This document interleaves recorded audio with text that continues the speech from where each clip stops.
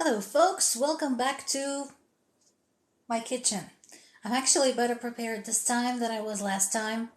Uh, I apologize if I sound a little bit funny. I had a surgery on Wednesday and I had full anesthesia, which means oxygen tube and all that jazz. So my throat's still a little bit sore and I still sound a little funny. Not a big deal.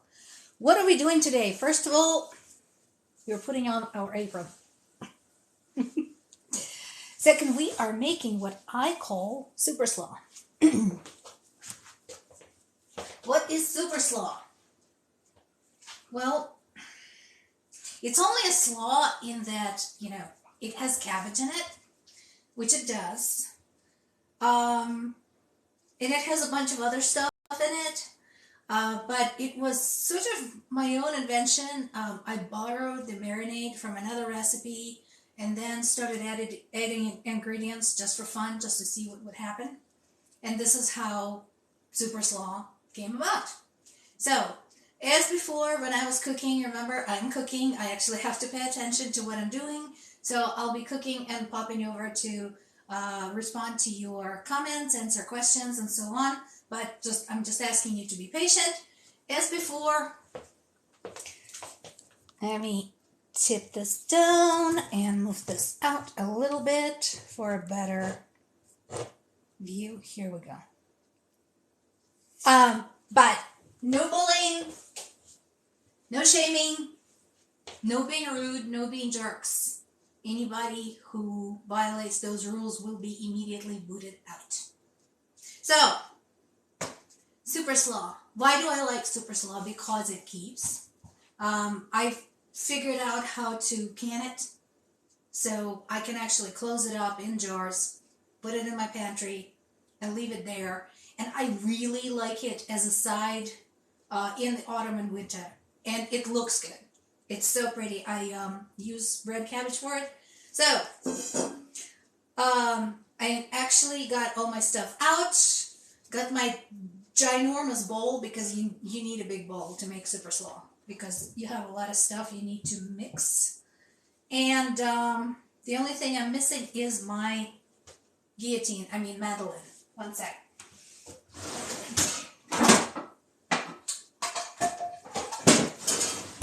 Those who have seen the onion jam live, you have seen this. Again, I am not sponsored by the company that makes it. I'm not sponsored by Dash. If you guys want to sponsor me, I still love my mandolin. It is awesome. And makes my life easier because I like to slice and dice. So, let's see how we're looking here. Pop that in. Come on. Are you in? No, you're not. Why is my funnel not going in? Hang on.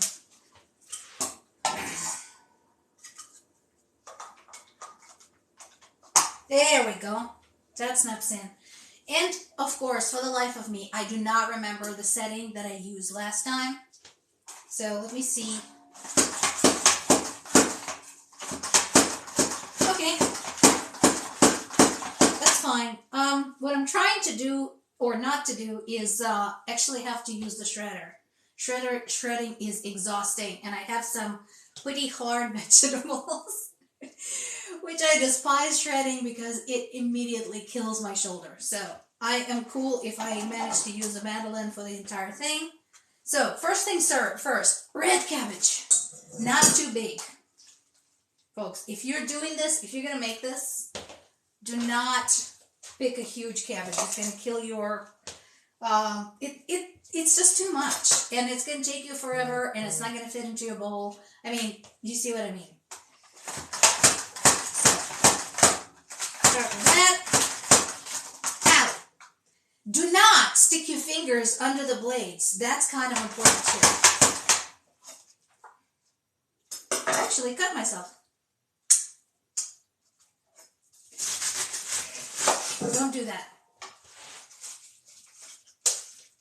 In 1 second, I'm going to cut this this up and I'm going to go give myself a little Band-Aid.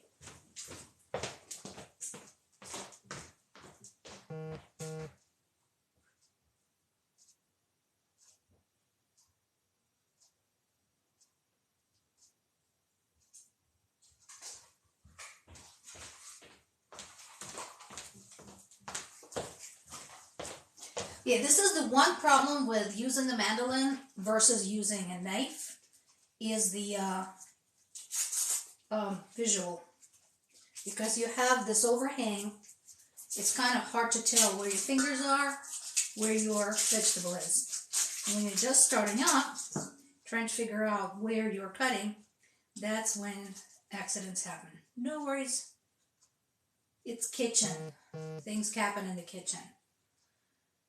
I don't think you've really arrived until you've learned the hard way. There you go. No problem. All right. So,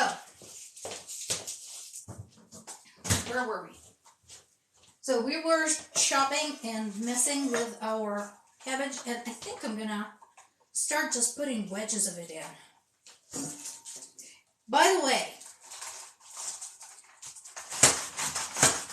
I think red cabbage is underappreciated.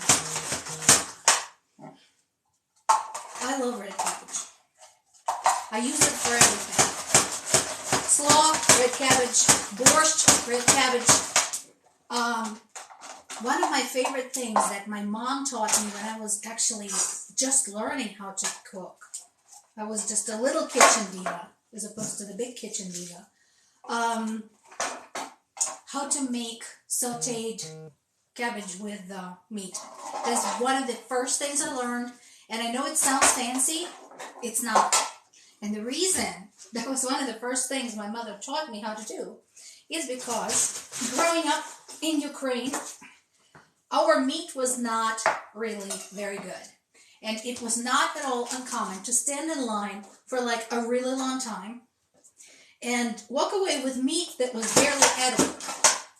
So, what that meant is that it had to be cooked for like a really long time. This thing just doesn't cooperate today. Yep. Which meant things like stews and soups and watching it all day. We didn't have slow cookers at the time. That was a long time ago.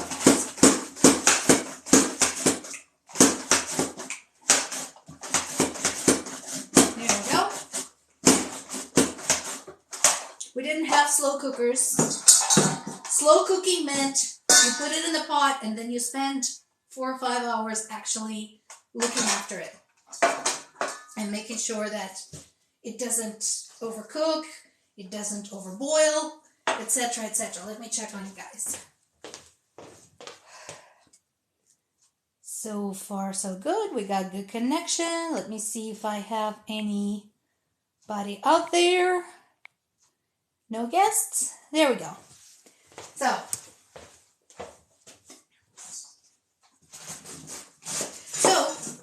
when I asked my mom what I could do to graduate from some of the easier stuff, like just, boiling noodles and stuff, or making potatoes, she said, okay, we are going to do something that has 2 ingredients. We're going to do cabbage, we're going to do meat. And that was when my love affair with cabbage began. If you don't have a mandolin, by the way, for this, basically chop it any way you like it. I like some texture to my slaw, so I don't like it shredded. I like it sliced. But I realize that is a matter of taste, Let's see.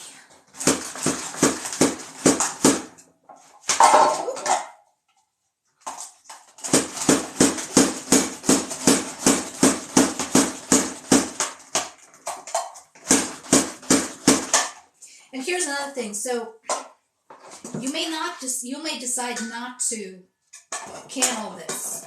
You may decide you don't want it all canned. You may decide you want it today, which is fine. Cabbage can be quick pickled if you are into that sort of thing. You can Google quick pickling cabbage, but basically what it means is that you're using the same marinade usually. The only thing is, instead of heat treating and canning it, you pop it into the fridge for a couple of hours. That's it.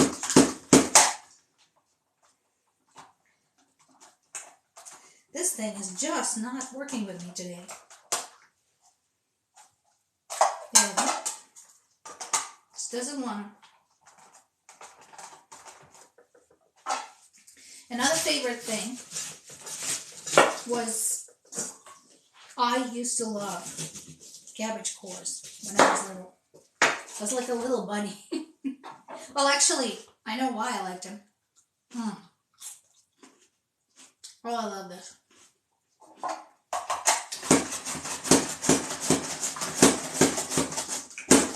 I like cabbage cores because we didn't always have vegetables readily available.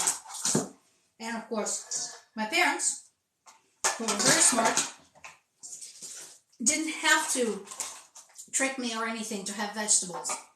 They basically told me vegetables were good. There were vitamins in them. My dad used to have jokes like, look at that slice of tomato. Do you see that vitamin running right across? It's like, oh, where did I miss it? That kind of thing.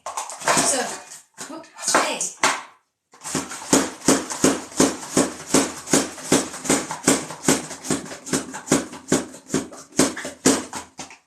And of course, all the fairy tales, all the cartoons, all that jazz, always had animals eating vegetables.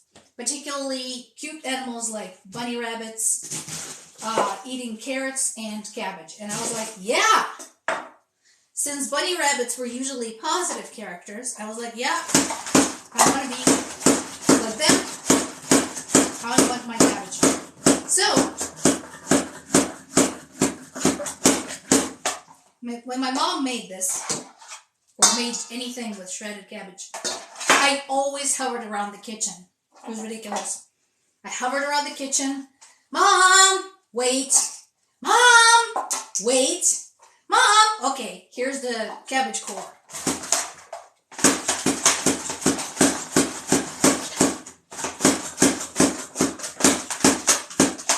Here we go. Almost done.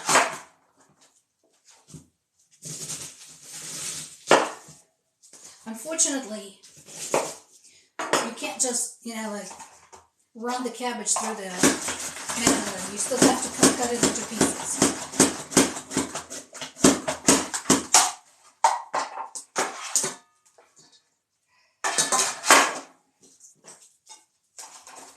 Go.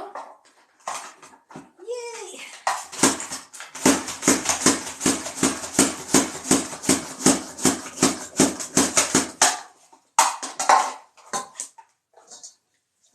And I think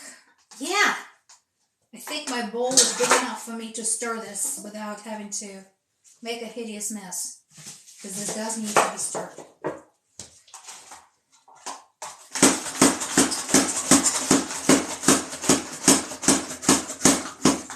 There we go. All right. So.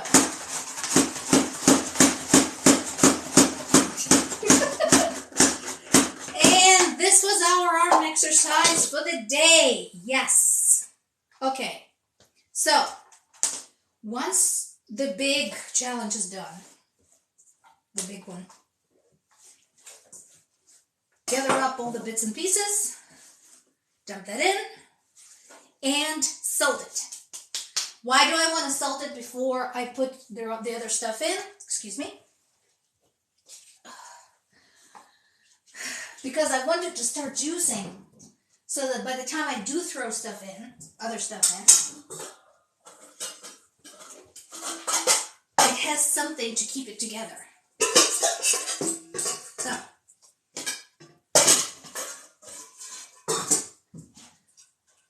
to everyone, you can never have too many bowls. Hey! Hey, Stacy.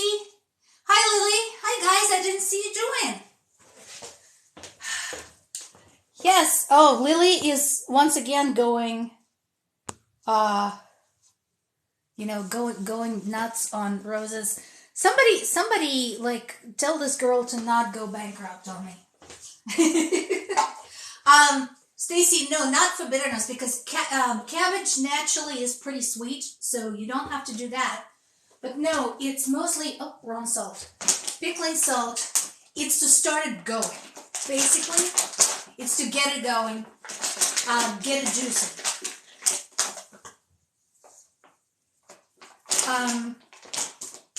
And if you guys want to see the proportions for the salt, the sugar, and the marinade, Google cabbage, carrot, and cranberry salad recipe, because that is the marinade recipe that I'm using for this. All of the ingredients are mine. The stuff that goes in the jar is mine, but the marinade is the one I stole from these guys, and I really, really like it. So, now that my cabbage is done, I'm going to go ahead, like I said, I'm going to salt it, I'm going to mix it. She's going to start crying now. Although this is not as funny as when I do the eggplant. So, fun story when working with eggplant and when working with squash. Eggplant and squash naturally are bitter. And you do want to slice them up, peel them, slice them, and then sprinkle them with salt to get them juicing, to get the bitterness off. Well, when I was a little girl and my mom made eggplant, she used to say, she's like, we're going to salt the eggplant, and then when the eggplant started showing some little drops of juice, she said, hey, look, the eggplant had peed itself. And that is still one of my favorite memories of my mom in the kitchen. Okay, so, yeah, and I can already see a little bit of juice showing. So, while this is going on, I'm trying to think what I want to do next. Let me do at least one other ingredient, and then we'll start working on the marinade. So the next ingredient is going to be a red onion. Again, it doesn't really matter which onion you use. Depends on how you like your slaw. I like my slaw a little bit on the sweet side, so usually I would prefer sweet onion, but I also like it pretty, and the red onion is prettier. So, red onion it is. If I can find a sweet red onion, good. If I can't, too bad. And I think what I'm going to do, I'm going to see if I can set it onto the shredding setting. I can never, ever remember. Yep. Yeah, that's good. That works. And again, I don't like it too finely done because I want you to be able to taste it in there. But again, I am extremely fond of onions. Onions, garlic. Same reason why I'm fond of certain other things. Again, growing up, there were months, I'm not joking, guys, literally months when onions and garlic were our only source of any sort of vitamin matter. So that was like the thing. That was it. And so whether you wanted to or not, you had to learn to love them because you had no other options. And some of our onions, and we didn't have like a sweet onion and yellow onion and red onion and white onion. We had onion, which I think now it was like a common yellow onion. And that stuff was wicked. That stuff made you cry. I can guarantee you that.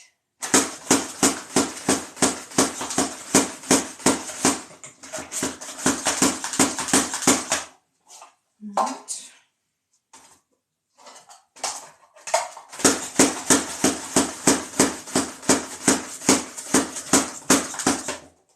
Okay, onions are in. It's not all done. Let's see. So, and we are constantly mixing. We're constantly mixing because we want all of the ingredients mixed in more or less evenly. But again, here it is. I can see the juice coming out of the, and remember, because we're closing this, we're gonna can this. We're not cooking any of this. This is just gonna stay as is. All right. All right. Come on, guys. There we go. You can never have too many really big bowls. No salacious jokes.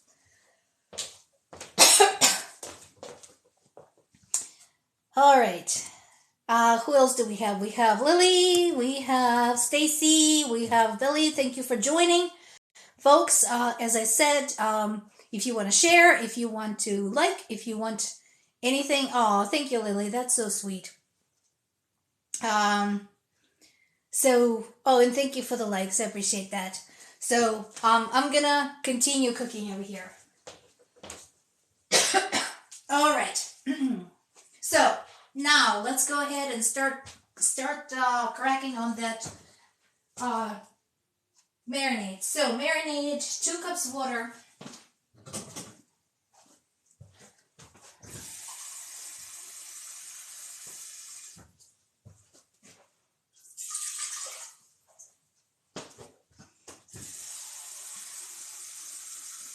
And it's going to seem like it's not enough marinade, and it might be. We might need to cheat at the end a little tiny bit, but it's not as little as you think.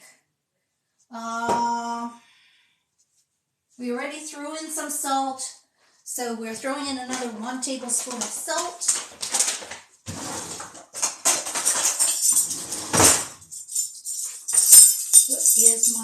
Is this my tablespoon? Yes, it is my tablespoon. Come on.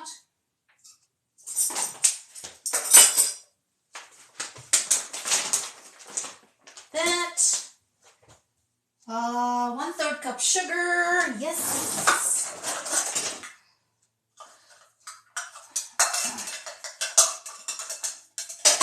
By the way, you don't have to make it sugar. I think I mentioned this last time. I use sugar in the raw, also known as turbinado, because it is not processed.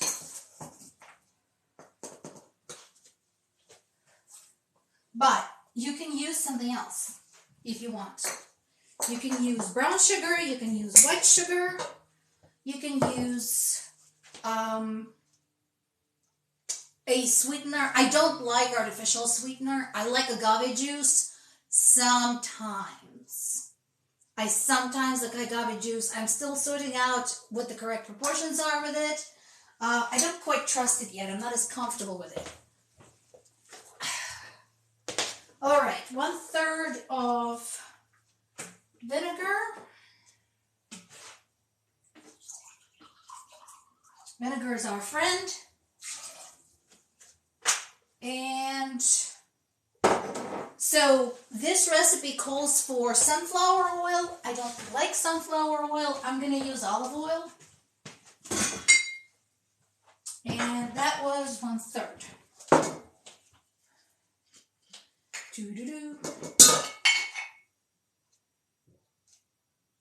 And of course it comes out very slowly.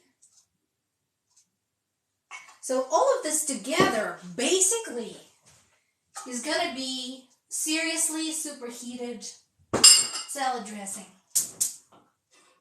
That's it. Seriously, think about it. Salt, sugar, vinegar, water, olive oil. Salad dressing. And if you really want to,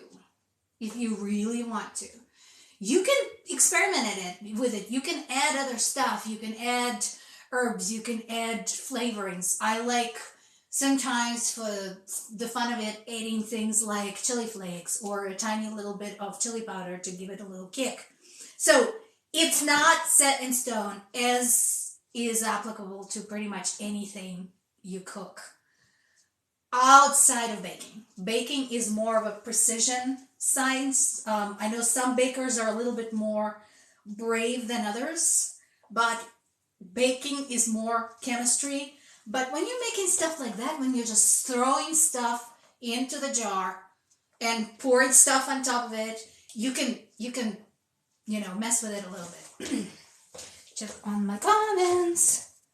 Yes, vinegar. Well, and here's the thing. I think Stacy, where did I talk about this? In the binge, in my cookbook, I talked about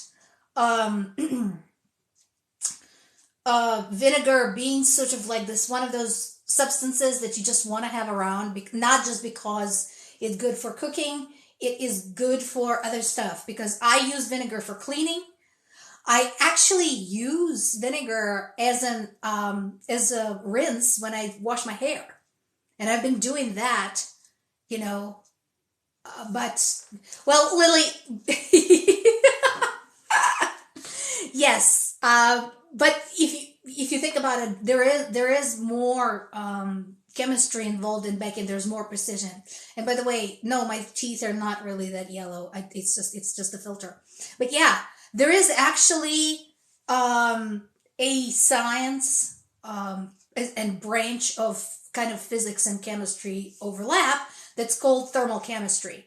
And I think that is involved in baking because it has to do A, how things deal with one another when they're mixed, and B, how things deal with one another when they're mixed and you throw some heat into it. Because that is a factor, that is a huge thing. That's what makes baking.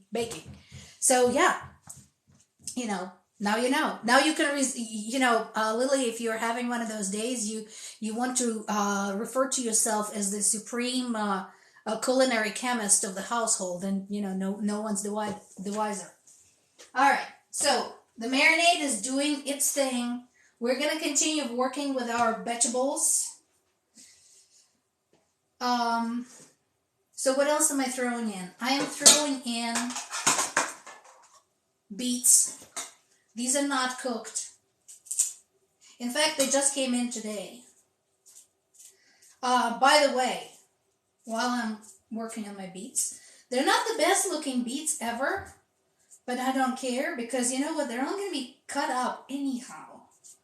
And these are from the Misfits Market. And again, this is not a sponsored live, but I wouldn't at all mind being sponsored by Misfits Market. Folks, if you live in the United States and are interested in getting vegetables on a regular basis and enjoying them, I strongly recommend. I've been with Misfits for months now. Basically, they pick and choose vegetables that nobody else wants. There's nothing wrong with them. Not a damn thing wrong with them. They're normal, they just look funny. And some of them you don't even understand, like, why do they look funny? There's nothing wrong with them.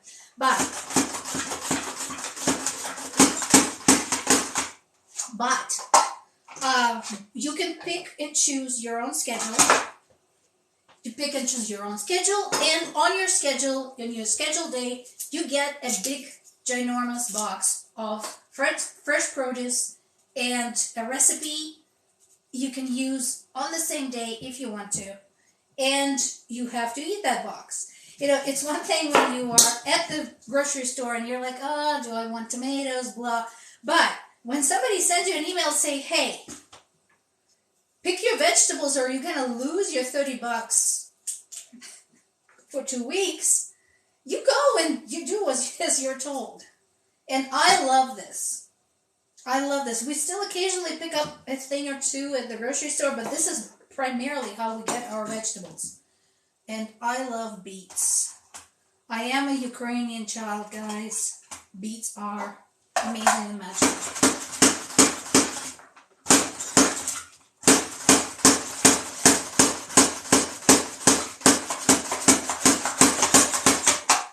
Here we go.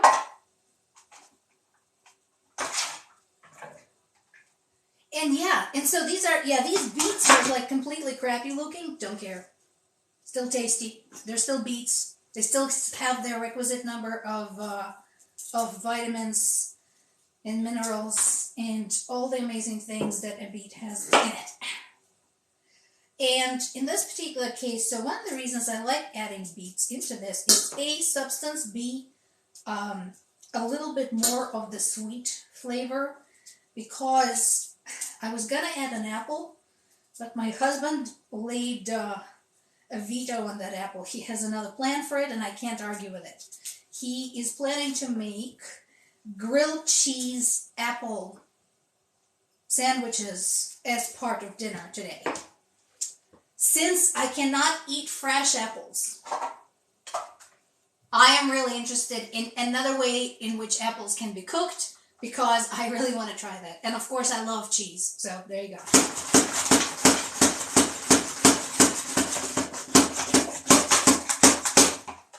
Therefore, I had to make an executive decision to replace the apple with the beet. And our marinade is boiling. So what I'm going to do is turn down the heat.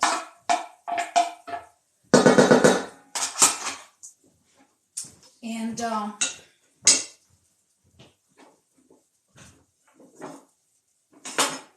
set it on low and mix it to make sure that none of the sugar actually burns. There we go. There we go. And again, when you're making this, it seems like very little marinade for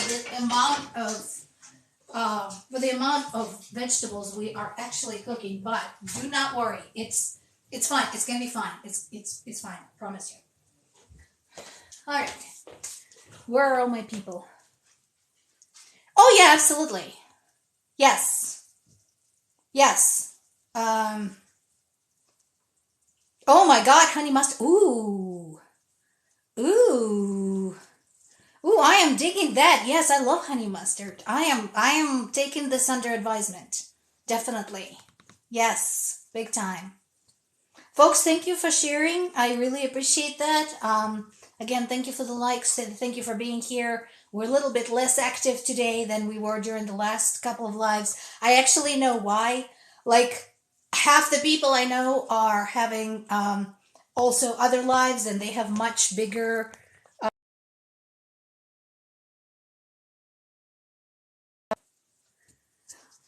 Hello, hello, hi Melanie. Good to see you too. And we are seeing you. We are seeing you tomorrow for the fabulous photo shoot. I'm really looking forward to that.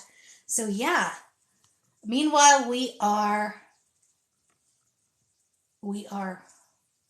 cooking. Let's see. Lily, I sent you an invite. See if she accepts. Meanwhile, moving on. Moving on, I am like having a serious mess over here. But you see how this is really pretty actually. It's red. And this is one of those things that I really love. One of the problems we fall into in the winter is our plate gets less and less colorful. We get beige. We get into macaroni and cheese, which I'm not dissing macaroni and cheese. You will not find a bigger fan than mac and cheese than I am. It is my favorite comfort food. Totally is. But at the same time, you know, we do start suffering from the beige plate syndrome. It's, I think it should be up there with like seasonal,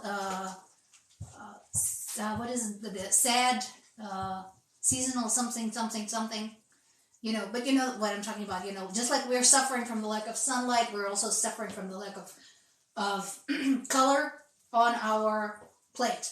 And so things like that, yes, it has been somewhat heat treated. Yes, it has been marinated, but it's basically like a kind of salad in a jar. And salad in a jar is not the same thing, by the way. I do have a thing that I make, which is basically a bunch of vegetables that are canned together. It's called salad in a jar. Usually, I'm trying to think, what all do I put in? It's usually yellow squash, carrots, onions, garlic, dill, cauliflower. So that's salad in a jar. And that literally is, you know, you can basically get some lettuce and dump the stuff on top and have a salad.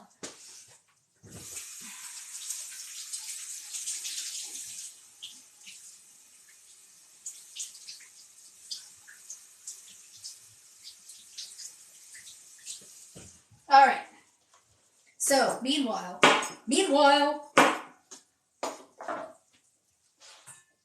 while our marinade is doing its thing over there, we're gonna prep our carrots. Ooh, something I discovered, by the way.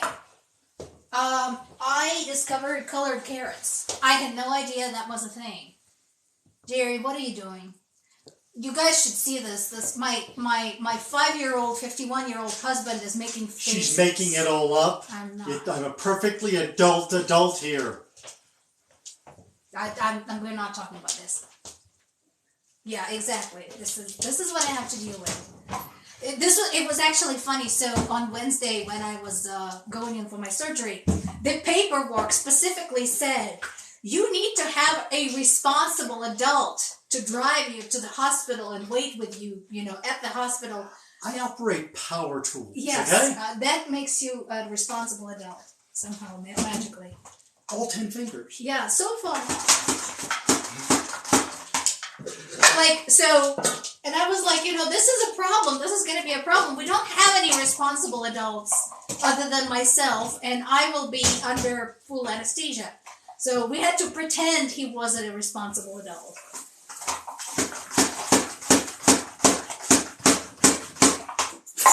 Okay.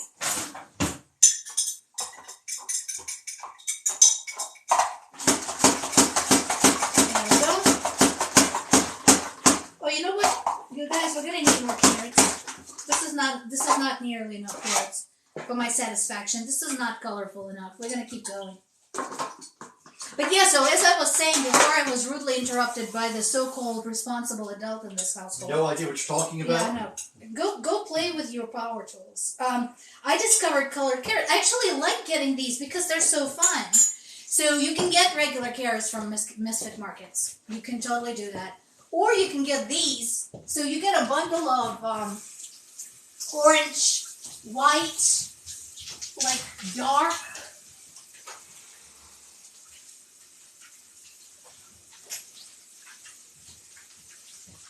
And I like them. They're fun. So, you see what's going on here, guys. Yeah. Yes, seasonal affective disorder. Yes. Yes, thank you, Stacy. I appreciate that. But yeah.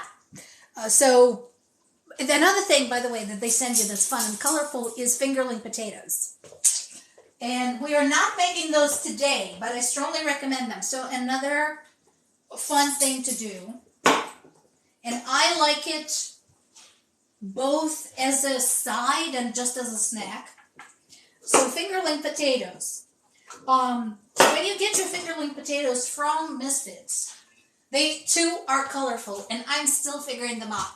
Because I have discovered that darker potatoes don't cook the same as the lighter ones. So if you're making those, start the darker ones first, then add the lighter ones. But my favorite way to make those is to roll them in olive oil, coarse salt, like finishing salt, almost pepper, and something like rosemary and dill and thyme, things like that. And I'm very lucky because I have those things sitting on my porch. And then cook them at 425 degrees for 35 minutes.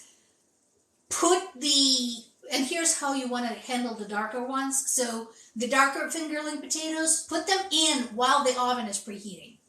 And then add the other ones for the 35 minutes, and then they will cook approximately the same. But that is an awesome way to make potatoes.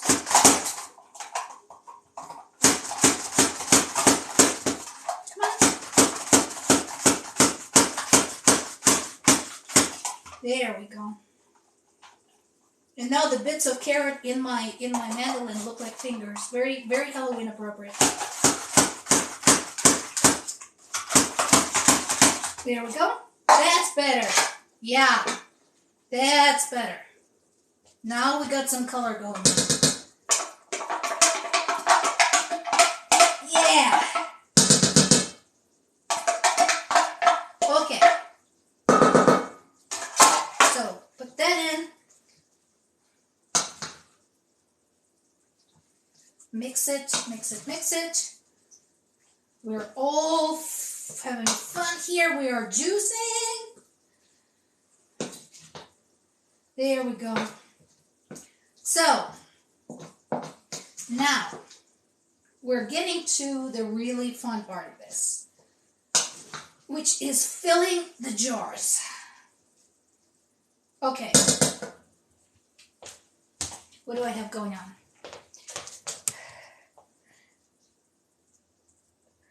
Ooh, mushroom soup. Yes. Have fun. Have fun, Stacy. Yeah, tell me how it came out. I love mushroom soup. I love a good mushroom soup. You know I'm a flipping mushroom addict. By the way, speaking about, I don't get it.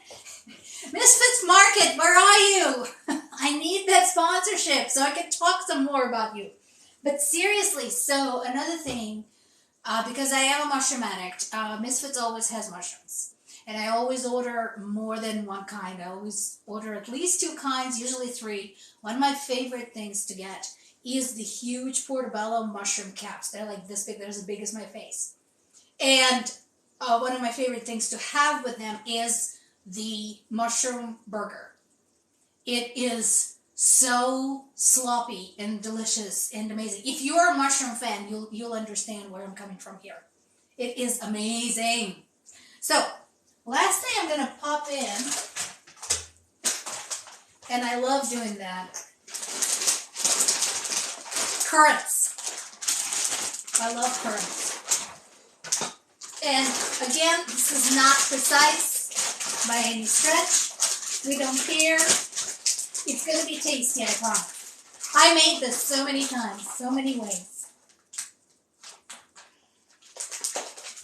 Here we go. If you don't happen to have currants, but happen to have cranberries are good with this too. One of these days I need to make some more of the cranberry chutney. I love that stuff. Stuff is going to try to crawl out of the bowl. Don't worry about it. This is kitchen. We are meant to be messy. I never trust a person whose kitchen looks like, like it's never used, like a museum. I don't understand how that is possible. Don't get me wrong. I like my kitchen clean between cookings. During cookings, forget it. It's going to get messy. Otherwise, it doesn't count. Yeah? Okay. So, this here is a delicious mess full of cabbage juice and beets and carrots and currants. I think I'm done tormenting my mandolin. So I think I'm going to put her away. Yeah, this is like a total mess. You guys can't really see my kitchen cart right now, but it is a complete disaster over here. No problem. So, now, for this, you want the jars with the wide mouth. Okay? It's easier that way. Just trust me on this. Oh, no worries. Yeah, we'll see you tomorrow, Melanie. It was great. Thank you so much for popping over. I really appreciate that. And yes, can't wait to see you guys tomorrow. It's going to be fun. So, all my moms have to run and feed their children, which is fine. That is important. And I think I'm done with the mixing spoon. I think I'll switch to my filling spoon. Okay, so what goes into the jar? Into the jar, we put, first of all, the most important thing of all, One of my favorite things to put into any jar, unless we're making something sweet, which is a clove of garlic. Alright. I should have peeled these before I started doing all the other sticky stuff. No problem.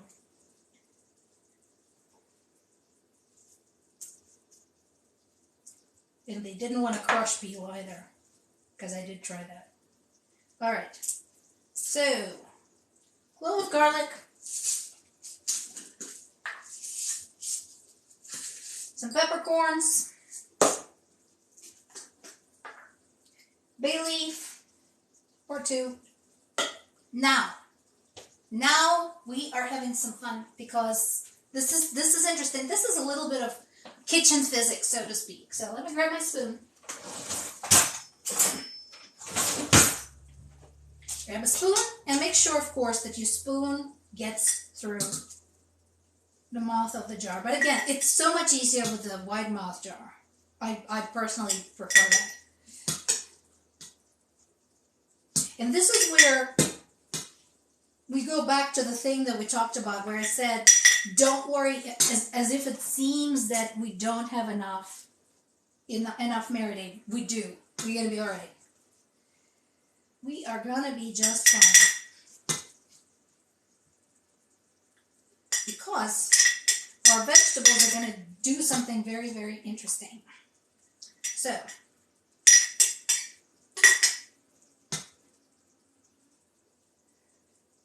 let's just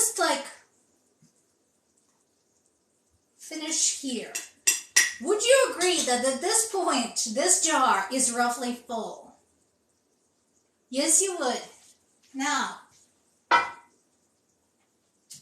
where's my funnel? There's my funnel. There is my ladle. And we start ladling in, and I'm going to just put just a little bit. Just a little bit. And then, I'm going to take my spoon, and I'm going to press in. Well, look here. The jar is no longer full. What happened? What sort of sorcery is this? It's not full anymore because the marinade is boiling hot. And when it's like that, it's doing its own little bit of thermodynamic magic, and it had softened the vegetables, which made it possible for us to squeeze them down. Again, do we agree that the jar is full? Yes.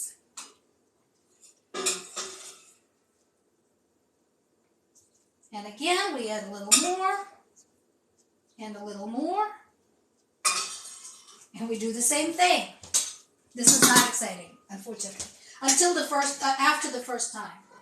Again, we squish it down a little bit more and a little bit more, and again, the jar is no longer full for the same reason. So we keep doing this a couple times. Now remember, I do want to leave some room here because as this sits, and I insist on letting it sit for roughly 3 weeks in the pantry, as this sits, it's going to keep juicing. So the onions are going to keep juicing, the beets, the cabbage, all that jazz. They're going to keep doing their thing. And I want them to. I want them to contribute the flavors. I want them to contribute the flavors to this whole thing. So I think this is where I'm going to leave it. Now, we're going to add some citric acid, which I have restocked, to inhibit any problems. And close her up.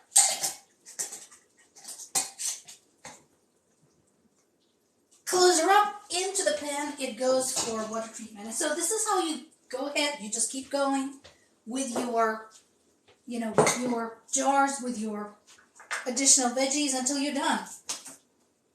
And I only have 3 big jars, so we'll see. We'll see if I have enough. If I don't, not a big deal. I can always make small jars. You know what small jars are awesome for? Sending stuff to your friends. That is my favorite thing ever.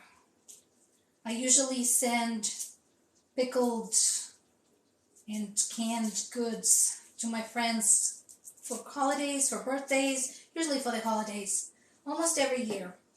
And these days, when we can't all get together safely, not all the time, it becomes even more important.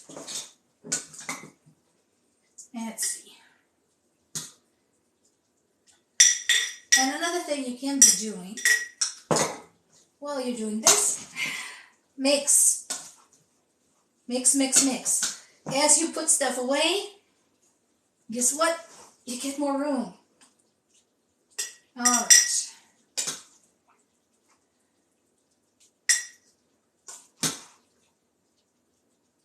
There we go. It's possible that I will need to make some more marinade. We'll see. We'll see. I always have this moment. I'm like not 100% certain. Do I in fact have enough? Which is why I never put away my recipe until I'm absolutely done. There we go. Squish! As Joey says. There we go. Yeah, we may have to make more of this. I did make a lot. No problem. It happens. That's another thing, folks. Don't panic when you discover, oh goodness me, I didn't have enough ingredients, or goodness me, I didn't make enough marinade. So, not a big deal. It's okay. The world is not going to fall to pieces because you didn't make enough marinade. Just make more. You're not preparing supper for Buckingham Palace. You're going to be all right. Nobody's judging you.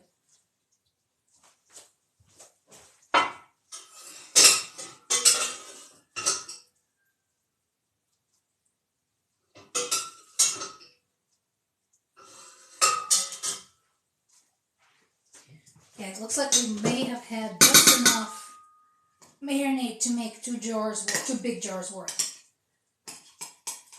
Whoosh!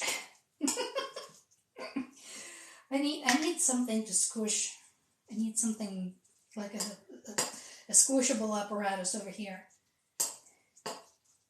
And again, always leave some room. As we talked about during the last cooking live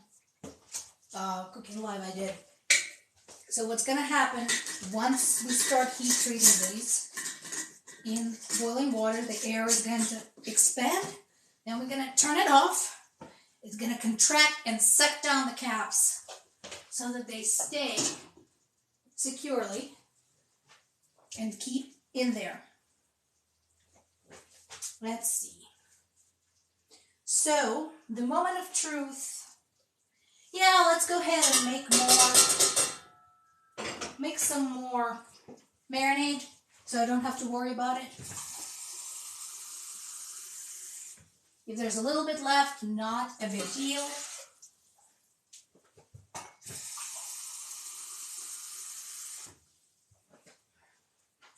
Cups. Where is... Yes.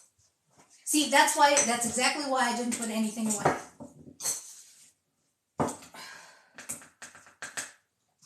Sugar.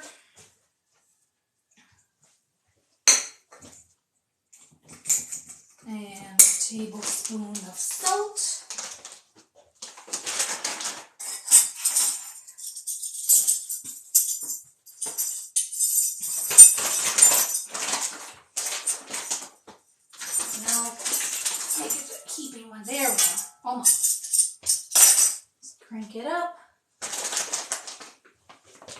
here.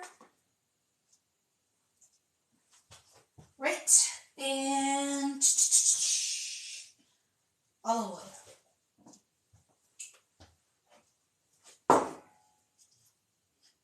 There we go.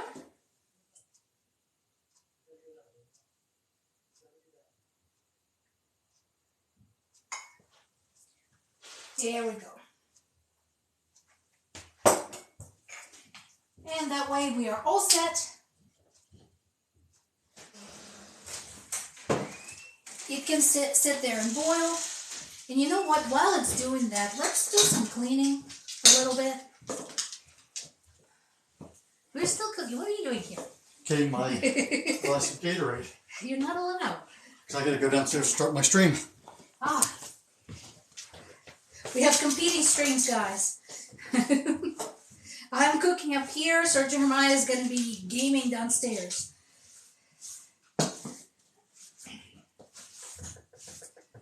All right.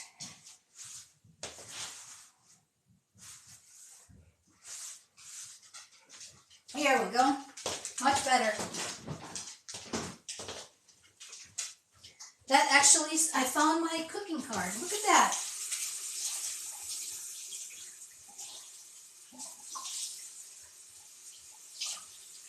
There we go. That's better. Okay. So, our marinade is up, and I'm going to go ahead and replace my little Band-Aid here. For those who missed the excitement, I actually cut myself earlier in the live. So you guys missed all kinds of Halloween action here. It's not that bad. It's just a little nick.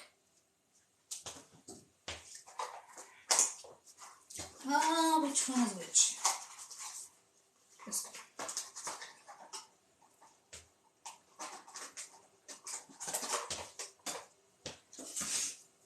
All right. Good. Since it's such a small amount, it is usually pretty quick to boil, which is totally cool. All right.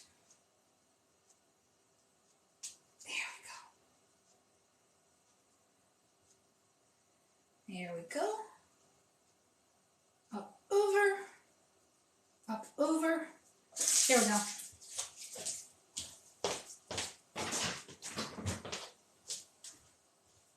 What else can you do with the cabbage?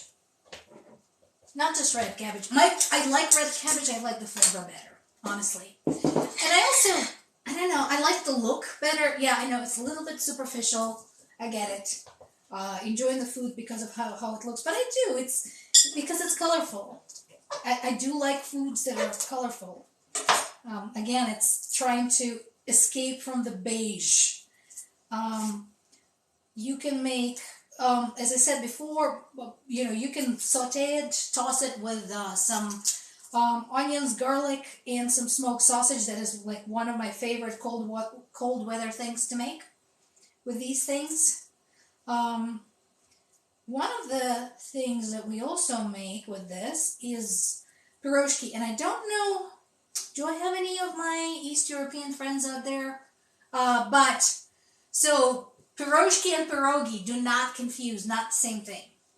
Piroshky is a Russian word, and it's basically like a miniature calzone, but it's like a pocket of dough that is filled with whatever you want to fill it with, and my favorite ones are the ones with the sauteed cabbage.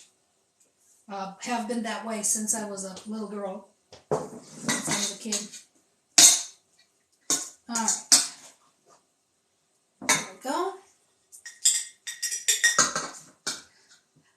As I said before, you can quick pickle it in the refrigerator.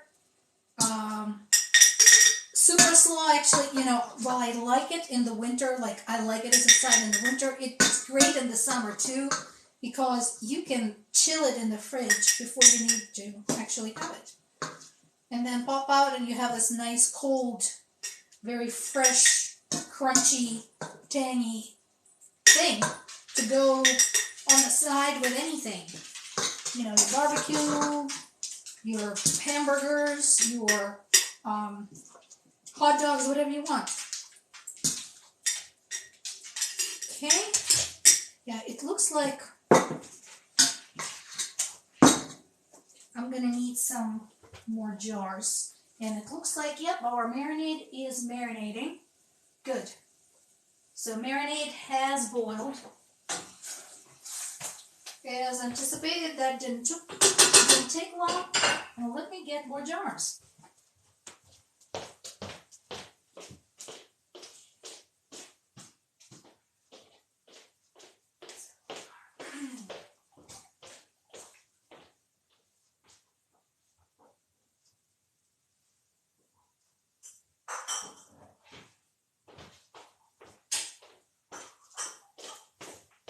And we'll see, we may not need all this. I will need caps.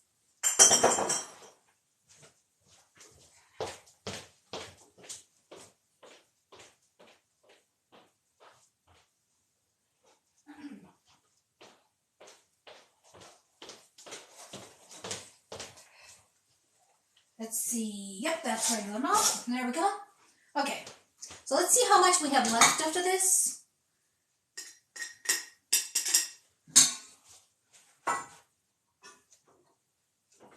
There we go. Oh, we need to mix this. I am feeling some undissolved sugar at the bottom, not good. Let's make sure we got this nice and dissolved. Don't want that burnt. There we go.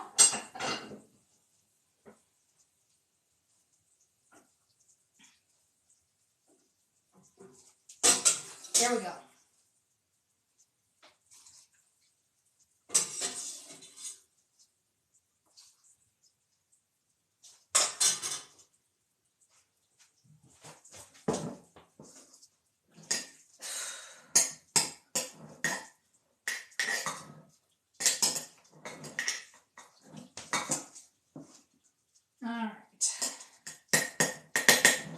Go. Folks, meanwhile, if you have any questions, please feel free to ask. I know I mentioned a lot about, cooking growing up. Again, that has everything to do with the fact that I didn't grow up in the United States. I was born in southeastern Ukraine, in the town of Zaporozhye, if you want to say it in Russian, Zaporizhia, if you want to say it in Ukrainian.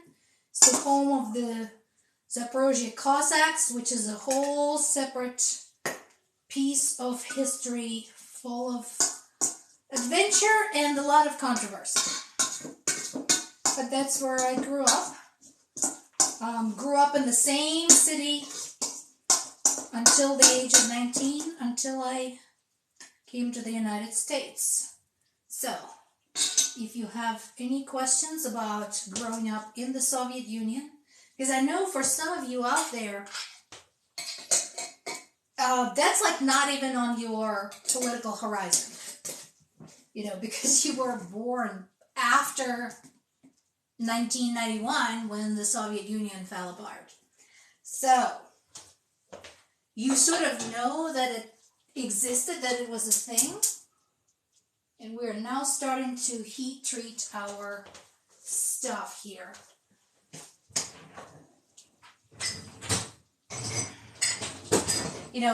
Some of you know that more about it perhaps, but it wasn't like present for you the way it was present for kids growing up in the 70s and 80s and 90s, or early 90s, but mostly 70s and 80s. So it was an interesting time in American history and the world history, because Soviet Union was a big presence on the world scene, and it affected how certain things developed. It affected many conflicts. It affected, for example, if you're thinking about U.S. history in East Europe, if you're thinking about U.S. history in Afghanistan, That is all related. Read about it. Go read about it. Find good sources, not scandalous conspiracy theory sources, but find some good sources that talk about this. It is all very, very complicated, but one of the things that was interesting, I think, to me, coming to the United States was how many people had this really big misconception about Soviet Union, people in the Soviet Union basically spending their entire days thinking about how to kill Americans. I assure you that was not the case. We were too busy with life. We were too busy with surviving because survival in the Soviet Union was not easy. So, you know,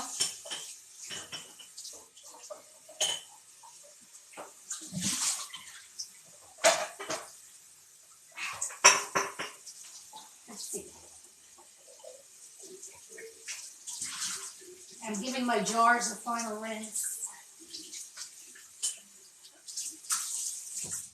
You know, one of the, I think, toughest things for me coming here and explaining to people was how surprised people were when I told them, you know, no, we did not spend our time hating you. We did not spend our time scheming, like, I mean, ordinary people. Because there was a lot of propaganda where they, you know, talked about who the Soviets, you know, the Ruskies, the Pinko commies, and it's like, no, it wasn't anything like that. It's not. It's, and we, yes, we were absolutely very broadly misinformed about Americans too. And I'm sure it wasn't anything like that. You know, American children didn't write hate statements against the Soviet children, anything like that. But it was just interesting, you know, how different the perception was of what was going on as opposed to what was actually going on. So if you have any questions about what it was like, please do not hesitate. If I don't like a question, I am always free not to answer it. Alright. So I'm now switching to little jars. And the thing is, by the way, folks, this works same way with little jars as it works with the big jars. You still have to do the measuring off of the marinade and the squishing down of the contents. Works the same way, just smaller container. And this is a little bit trickier because smaller container, big spoon, that works. I think, folks, we might just end up with exactly 2 little jars of this. I'm trying to kind of mentally measure this.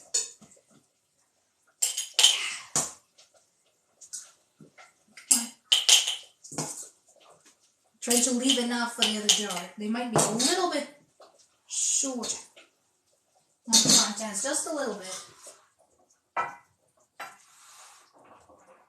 But we'll be alright. Not a big deal. But, where's my caps? There's my caps.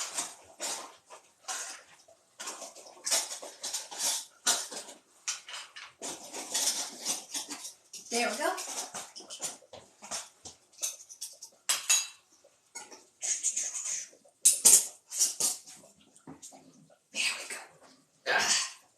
Tighten it up. Last one. I'm certain this is going to be the last one.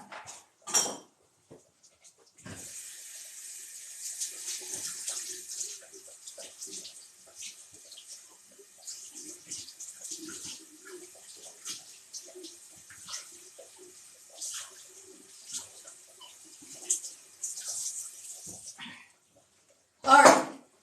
Let's see. Let's see how I did.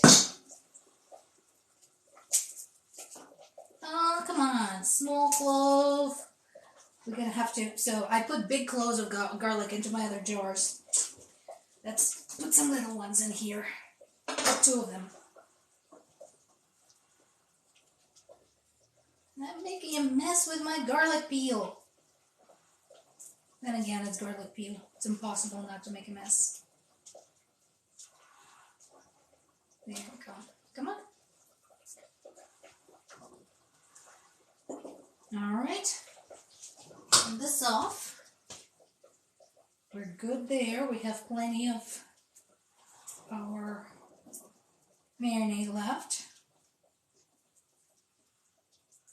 One of these days, I'm gonna just like put myself through the crash course of peeling garlic like the pros do it. I know how, I just never practice, and that kind of helps to practice. All right, peppercorn, done. Bay leaf, done. If I learn how to tighten the cap. Okay, here we go, folks. The moment of truth. I'm certain I measured correctly. I am certain.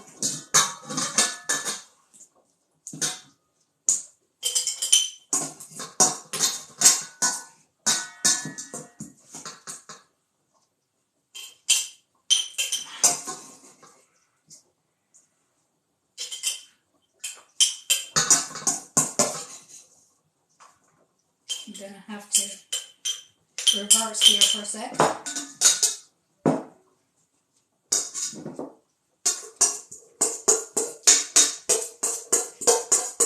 I think we're just gonna get it. Just. It's gonna be a little bit low, like I predicted.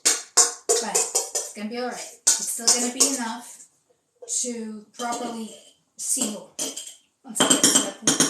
So a little bit left in the bowl. So, let's see.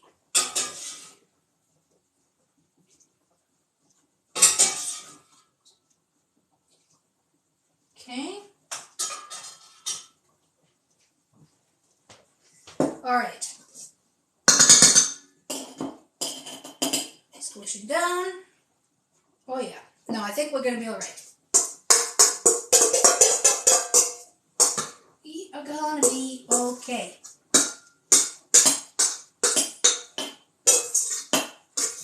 Yes! Look at that. Perfect. And citric acid. Done. All right. Cap. Tighten. Ugh. And now we sit and wait. They have to wait for the other ones to be done, which is fine. Cleaning time. Let's clean up this mess.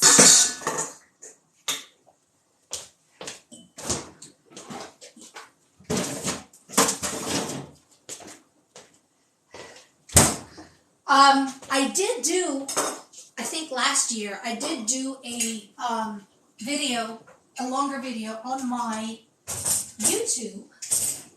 If you want to see the full recipe and the full prep process and all of that, you can pop over to my YouTube, which is in my link tree, which is on my TikTok profile. Pop on over there and go to the Hobbit Cooks playlist.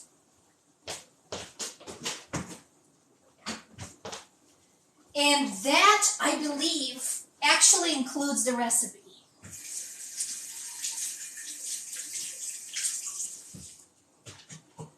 So if you want to make this and enjoy it,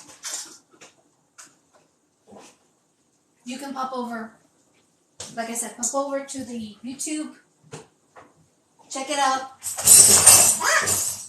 Taking this. There we go. All right. Let's see. What else needs putting away? There we go. The problem with the stuff that has multiple ingredients is multiple putting away process. And where, does anybody know what I did with my clip for the pickling salt? Did I just like yeet it on the floor at some point? Which may have happened. I do that sometimes. Okay. Let's see. Trash.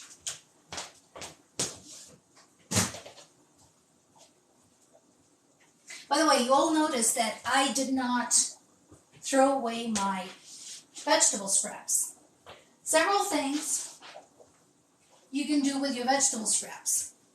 One is you can gather them up, put them, if you have enough, and you have enough different ones, gather them up into baker's cloth and make vegetable stock, which you can also can, by the way.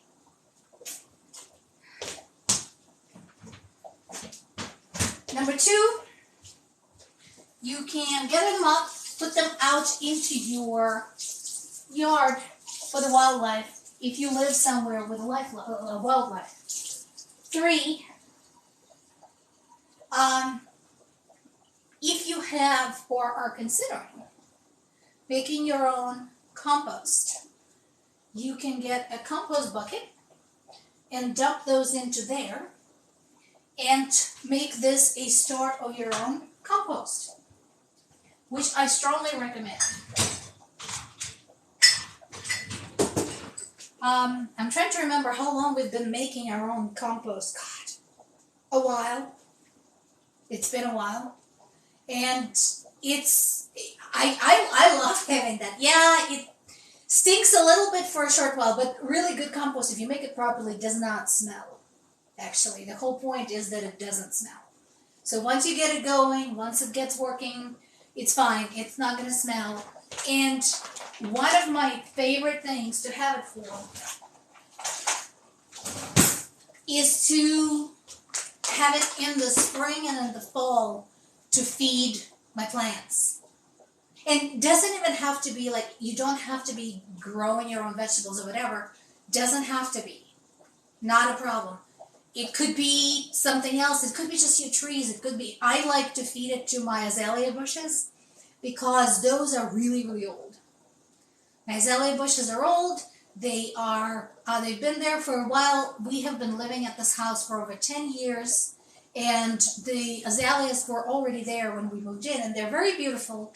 But when we first moved here, they were clearly underfed, undernourished. And so having the compost allows us to feed those roots, to kind of revitalize them. And if you feed them in the fall, so the plants go dormant, it allows them again to absorb it, to get that food, to get stronger, to get better roots going. That way in the spring, poof, you get your beautiful azalea display. But again, it can be anything, if you have your own compost. Honestly, it's whatever you have growing. If you have a place to have a compost pile or a compost bin, I'm trying to think. So one of the good sources on how to make compost, both the information and the equipment, is Gardener's Supply. Again, this is not a sponsored live, but Gardener's Supply, I have a ton of stuff of yours. So if you want to sponsor me, I would love for you to pitch in. But so seriously, Gardener's Supply has everything from the little compost bins that you can have on your kitchen counter. They have compost barrels. They have little setup plans for the compost pile if that's what you want. So you can just pop onto their website and search compost, and something will pop up. But that's why I'm never throwing away my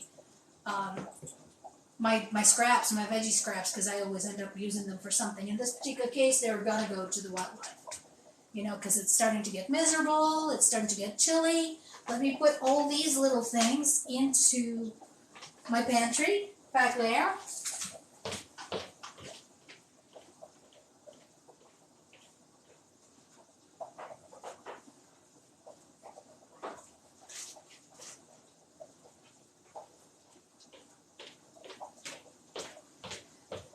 Okay, what else do we have? What else kind of mess do we have to clean up? We have this.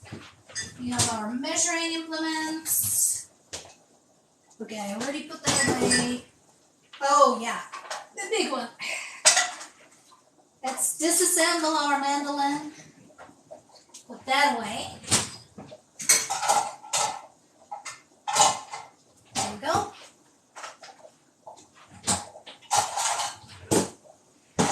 Okay.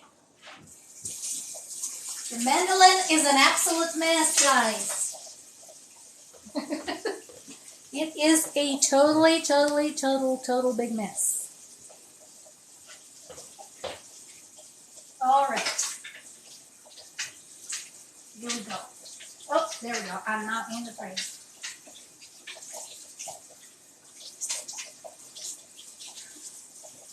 Okay.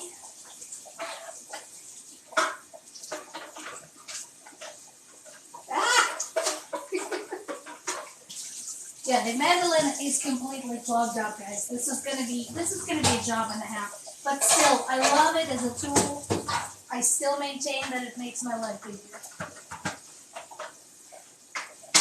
It's not its fault.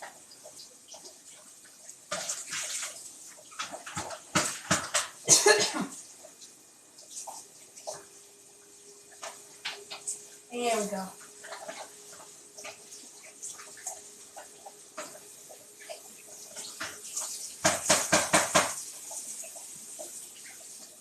Here we go.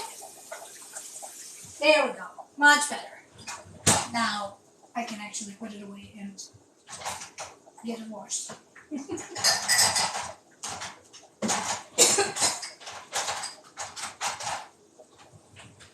All right. So, what else have we got? This is done. Current.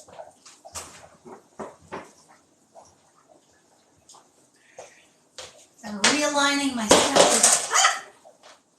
I have a jumper. There we go. All right. Let's clean up the mess around.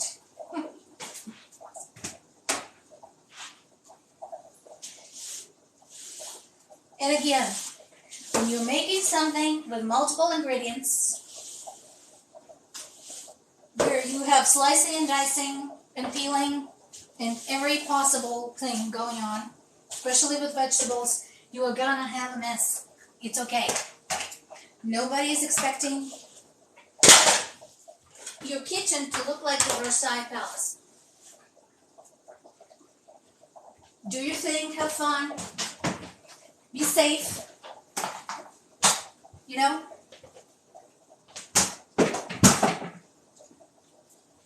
Cooking is supposed to be fun.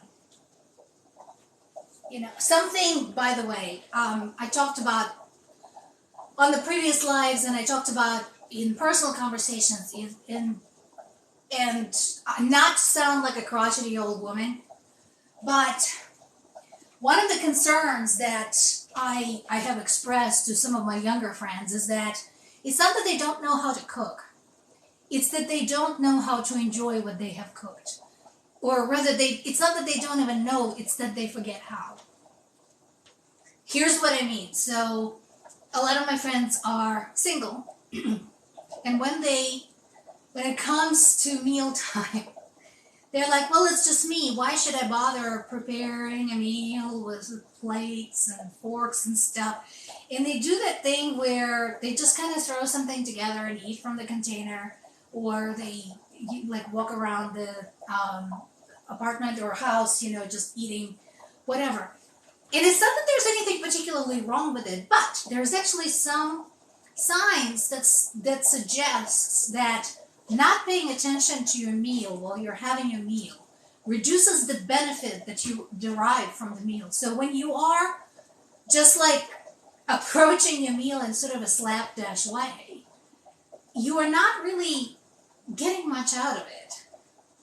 And I find it kind of important because I've always said that the food is a great unifying factor. We can have a lot of disagreements, and we do, and I support that. If we all believe the same thing and all were thought alike, it would be dreadfully boring. But we can disagree on a lot of things, but we all have to eat. Like it or not, we all have to eat. And so, even if it's just you, even if you're by yourself, treat yourself. Make it look nice. Make it on a plate. You know? Turn off all your stuff. Set the candles up. Put a flower in a vase. Sit at the table. Don't sit at the, kitchen counter or whatever. Actually sit. Don't walk around. If you want to have a live while having dinner, great. But treat it like you're having a dinner party with your friends. How's that? Dress up. Pour yourself a glass of wine into an actual glass. That's what I'm talking about. I think it's so important, especially now. We don't entertain as much. We don't, circumstances are such that that's where we are, and I get it. We're going to have more virtual meetings. We're going to have more virtual parties, and that is totally fine. But make it worth it. Make it fun. Have music playing. Prepare something you haven't prepared before. Enjoy it. And no, you don't have to break out your waterford crystal if you have it. I know. But at least make it a decent place setting. Tell yourself that it's okay to have a meal for you that you deserve because you've worked hard.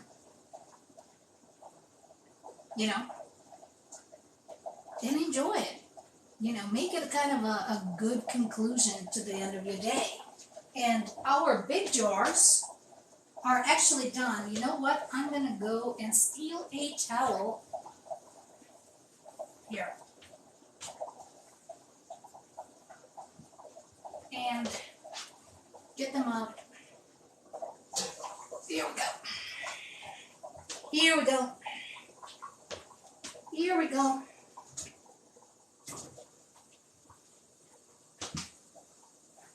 Okay. And we can pop in the little ones. Add some water. There we go.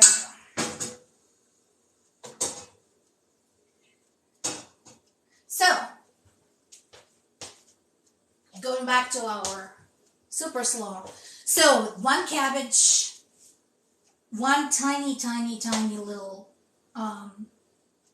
beet, and one medium-sized beet, one red onion, and what did we do? 4 carrots. Yeah, gave us 3 big jars and 2 little jars of super-slaw. So, what's going to happen now? These guys are going to cool down, and I'm going to be listening for the caps to start popping. So when the air inside at the top there starts shrinking, right, and sucks down the cap, there's going to be a little ding, little popping sound.